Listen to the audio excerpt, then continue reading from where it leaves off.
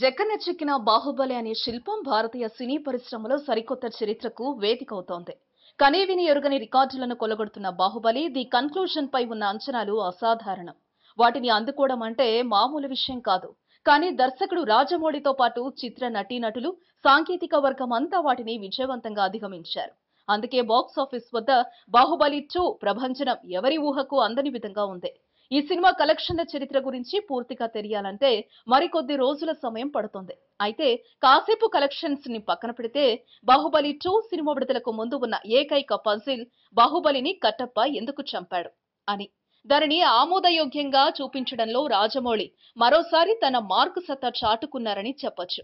కానీ ఈ సినిమా విడుదలకు ముందు యుద్ధ సన్నివేశాల గురించి దర్శకుడు రాజమౌళితో సహా అందరూ చాలా గొప్పగా చెప్పారు. దీంతో ఈ సినిమాలో ఇవే హైలైట్స్ గా నిలుస్తాయని అంతా భావించారు. కానీ విడుదలైన తర్వాత ఎమోషన్స్ హైలైట్స్ గా నిలిచి అంచనాలను తలకిందులు చేశాయి. నిజమే, ఇండియన్ ఫిలిం హిస్టరీలోనే ఈ స్థాయిలో యుద్ధ సన్నివేశాలతో కూడిన సినిమా లేదు. కానీ ఆ యుద్ధ సన్నివేశాలకు మించిన స్థాయిలో సిల్వర్ స్క్రీన్ పై అత్యద్భుతంగా ఎమోషన్స్ ను పండించడంలో రాజమౌళి ఏంటో మరోసారి సినీ ప్రపంచానికి తెలిసొచ్చింది. ఇంకో విధంగా చెప్పాలంటే ఇంత అమోఘంగా విజువల్ ఎఫెక్ట్స్ చూపించిన దర్శకుడు మరొకరు లేరు అని రాజమౌళిని ఎంత కితాబిస్తున్నారో, ఎమోషన్స్ ని కూడా ఇంత చాకచక్యంగా పండించడంలో మరొక దర్శకుడు లేడని చెప్పాలి. బాహుబలి 2 కథంతా ఎమోషన్స్ మాత్రమే నిండుకొని ఉంటుంది.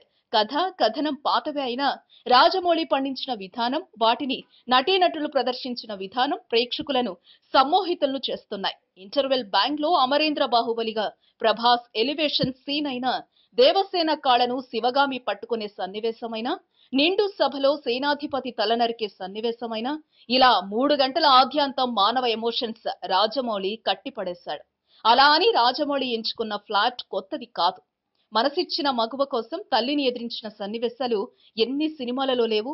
సింపుల్ గా చెప్పాలంటే బాహుబలి 2 కథ థీమ్ కూడా ఇదే. తన తల్లి నేర్పిన ధర్మాన్ని అనుసరించి మనసిచ్చిన మగువ కోసం అదే తల్లిని ఎదిరించడంతో ప్రారంభమైన అంతర్యుద్ధం చివరికి కొడుకు తీర్చుకున్న రివెంజ్ స్టోరీతో ముగుస్తుంది.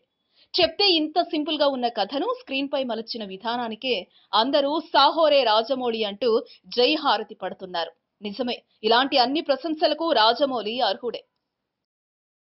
ఈ వీడియోపై మీ విలువైన కామెంట్స్ ని మాతో షేర్ చేసుకోండి. అండ్ ఇంకో విషయం, సబ్స్క్రైబ్ చేయడం మర్చిపోకండి.